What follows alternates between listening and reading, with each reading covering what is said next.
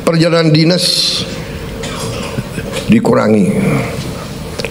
Saya potong setengah. Dengan setengah kita bisa menghemat 20 triliun lebih. Saya tegaskan kembali bahwa hal-hal di luar itu yang bersifat seremoni, upacara, merayakan ulang tahun ini, ulang tahun itu, hari ini, hari itu, kita tidak anggarkan. Perayaan sejarah, perayaan ulang tahun laksanakan secara sederhana di kantor, di ruangan. Kalau perlu yang hadir hanya 15 orang, sisanya divikonkan.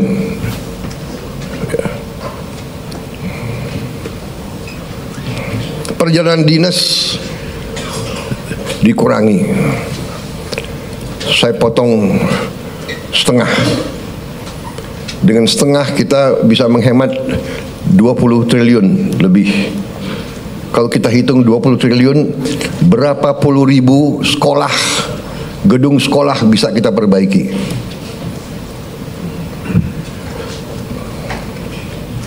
Jadi saya katakan benar-benar bahwa saya sangat serius dalam hal ini. Saya minta loyalitas semua menteri, semua kepala badan untuk patuh dalam hal ini, ya. Dan saya terima kasih kepada tim keuangan yang telah menjalankan penyisiran, kajian terhadap anggaran sampai serinci-rincinya. Kalau tidak salah, mungkin sampai satuan ke-9 kalau tidak salah.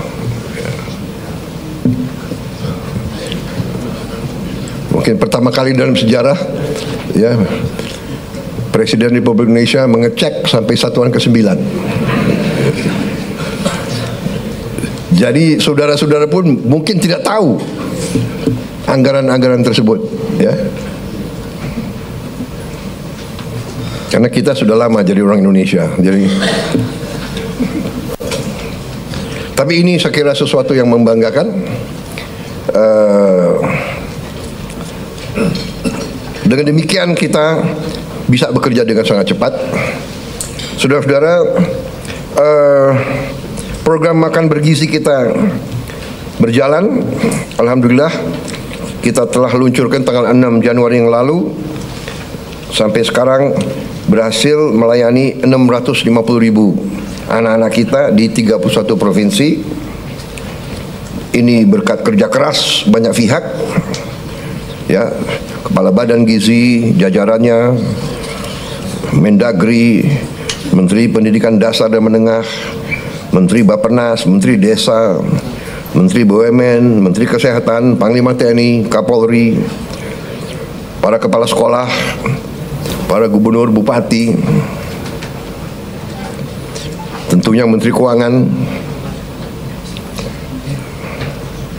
Dan untuk Januari sampai April 2025, program ini sasarannya adalah 3 juta anak. Bulan April sampai Agustus 2025 akan menuju 6 juta anak. September kita harapkan 15 juta anak. Dan akhir 2025 target kita adalah semua anak-anak Indonesia bisa dapat makanan bergizi. Saudara-saudara, terima kasih kerjasama ini. Seluruh kementerian lembaga ikut mengamankan dan menyukseskan program ini. Kita akan bersinergi dengan pemerintah daerah, gubernur, bupati, wali kota, dan seluruh perangkat daerah. Saudara-saudara, ini adalah masalah strategis. Kita memperkuat masa depan Indonesia. Anak-anak Indonesia harus kuat, harus cerdas, harus semangat, harus sekolah dengan baik. Saya percaya dalam waktu yang tidak lama kita akan melihat peningkatan hasil kemampuan akademis anak-anak kita. Saya juga bertekad untuk melakukan langkah-langkah intervensi kepada semua sekolah di Indonesia. Sekolah dasar, sekolah menengah, SMP, SMA, semua sekolah yang dibina oleh pesantren dengan teknologi. Kita akan masuk ke semua sekolah dengan teknologi. Kita ingin mempercepat penyampaian pelajaran untuk semua sekolah kita. Saudara-saudara, saya juga berterima kasih kepada Menko Perekonomian dan tim ekonomi yang telah menggagas, menyusun konsep-konsep yang diwujudkan dalam produk-produk, dalam kebijakan-kebijakan yang pro rakyat, penghapusan hutang kepada petani dan nelayan yang mengalami kesulitan membayar sekian belas tahun, kemudian juga berbagai bantuan langsung, berbagai bantuan mengurangi kewajiban-kewajiban terutama rakyat yang di golongan yang paling bawah dan paling lemah. Saya kira nanti mungkin Menko Perekonomian dengan Menteri Keuangan bisa juga jelaskan ke masyarakat berapa kebijakan-kebijakan yang telah kita lakukan. Kita juga dalam waktu dekat kita juga akan mewajibkan semua perusahaan yang menerima kredit dari bank pemerintah harus menempatkan hasil penjualan ekspornya di bank di Indonesia. Saya kira ini hanya wajar, ini masuk akal. Mereka berusaha dengan dana yang bersumber dari rakyat Indonesia. Setelah mereka berusaha dan mereka lakukan penjualan, hasil penjualannya wajar kalau ditaruh di bank di Indonesia. Ini saya kira segera akan keluar dan akan berlaku kurang lebih 1 bulan yang akan datang. Ya. Jadi ini adalah sesuatu yang logis, yang masuk akal. Kemudian saya juga sudah memberi keputusan kepada unsur penegak hukum, Jaksa Agung, BPKP, Kapolri, dan Panglima TNI untuk menegakkan hukum dan aturan khususnya bagi perusahaan-perusahaan yang melanggar ketentuan-ketentuan pertanahan dan hutan. Ketentuan-ketentuan kita harus dipatuhi. Tidak ada yang memiliki perlakuan khusus.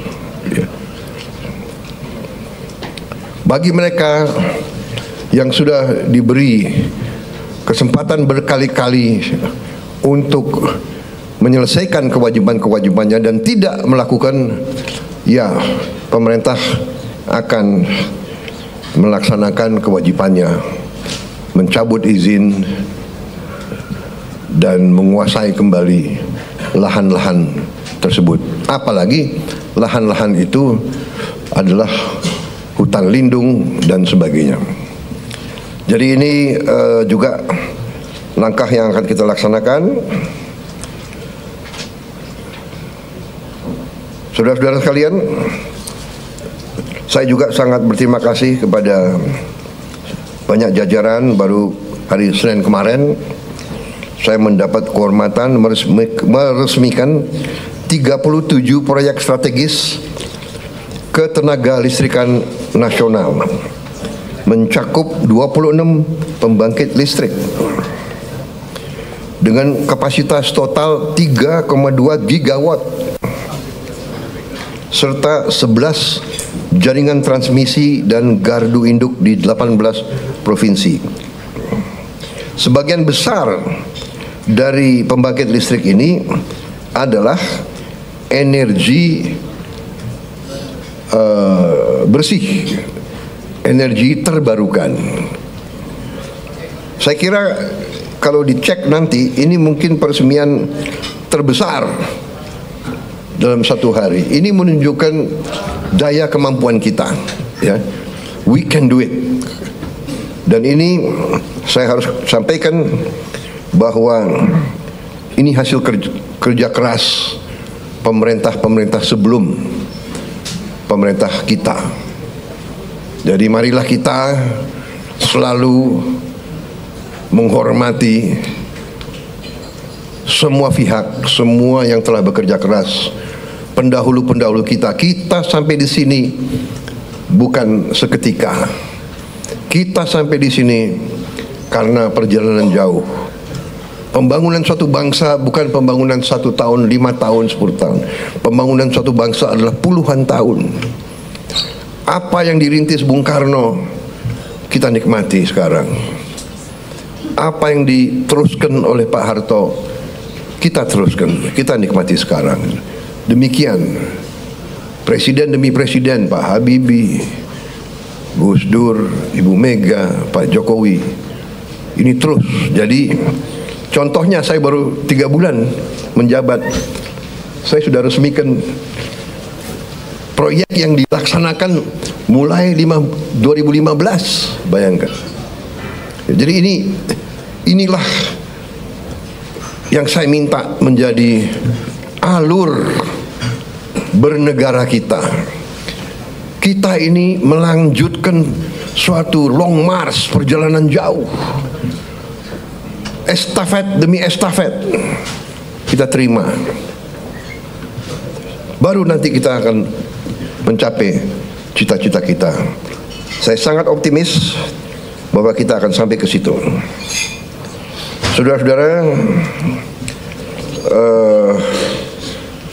sementara itu yang saya sampaikan, teman-teman media saya kira cukup banyak bahan, ya. Sekarang akan saya sampaikan hal-hal yang belum perlu Anda dengar. Kan begitu kan? Saya kira media ini masih muda-muda, ya. Jadi ada hal-hal yang kalau orang tua bicara yang muda-muda yang muda-muda, anak-anak biasanya tunggu di luar. Kan begitu kan? Ya. Terima kasih sementara. Ya.